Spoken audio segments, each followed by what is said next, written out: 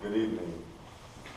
When you take a look at sports and leaders, especially with basketball, you think about Greg Popovich. And Greg Popovich is someone I admire, and I feel like he's a great leader. And so I'm going to talk some about him.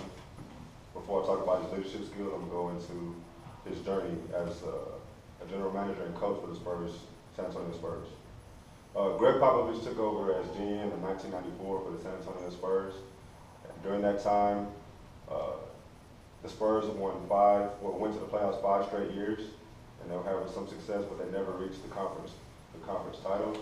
And that's some of the things that the San Antonio community wanted to see out of that organization. And so Greg Popovich stepped in as general manager at that time. And before he got there, they had great coaches such as John Lucas. They had coach Jerry Tarkanian and Larry Brown, some of the renowned coaches in the basketball profession. So during his time there as the San Antonio Spurs general manager, they had an awful season the year after he got there, one of the worst in San Antonio Spurs history. And in the 96-97 season, Coach Bob Hill was fired by Greg Popovich, and Popovich stepped down to be the head coach after 18 games. 6 games after he stepped down as head coach, his star player David Robinson broke his foot, and he went on to only win 17 games that whole season. So that's some of the rough times he had when he first started off as head coach for the San Antonio Spurs. But after that, things started to turn around. So after that horrible season, the Spurs was lucky enough to be the first pick in the draft lottery, and they ended up getting Hall of Famer Tim Duncan. He's going to be a future Hall of Famer. He's one of the greatest power forwards to ever step on the court, and that's one of the things that's kick-started Greg Popovich's success as a head coach. The prior season, they only went 20-62, and his first season that Tim Duncan got there, they ended up going 56-26. And that's one of the greatest, that is the greatest turnaround as far as wins goes for a single organization. And that was the start of the Popovich era. Presently, Greg Popovich is the longest tenured coach, active coach, and during his time there, during those 17 seasons, he's had the greatest win percentage for all basketball coaches, which is 68%. That's greater than the Lakers at 62%, and greater than the Mavs at 60%. So he's had great success. He's done 17 straight playoff appearances, which is phenomenal as a basketball coach, and he's won 5 NBA championships during that time with 7 appearances. Greg Popovich has been able to achieve some of this success with his style of leadership and style of coaching.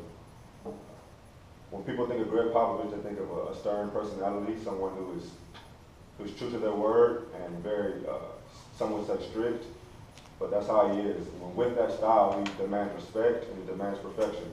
And that's some of the traits that you see in his players as well, and it kind of feeds off into them. And one thing you'll notice about Greg Popovich is that he rarely praises his players.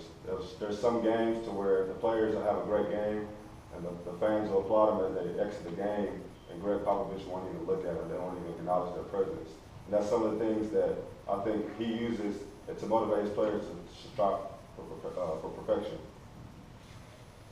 Another thing that he likes to do as far as organizing his team is implementing a team-based philosophy. Everything that the San Antonio Spurs does, it revolves around the team. You'll hardly ever see a star player in his system. There are star players that feed off of his system, but they're not like the teams of today where you have LeBron James and you have Kevin Durant and Russell Westbrook and those type players that just take over a game. His philosophy as a coach is team-based, and that's something you rarely see nowadays, but it's still successful to this day. And I think that's one of the things as far as leaders go. He does things different. He doesn't do things that other people are doing. He does things his way or the highway.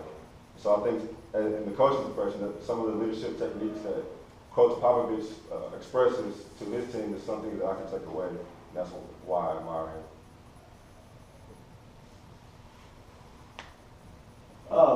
Not showing praise or showing emotion, you think that's something, like, what are you going to do if you have certain kids that they thrive off of the coach telling them it's okay and everything? Do you agree with his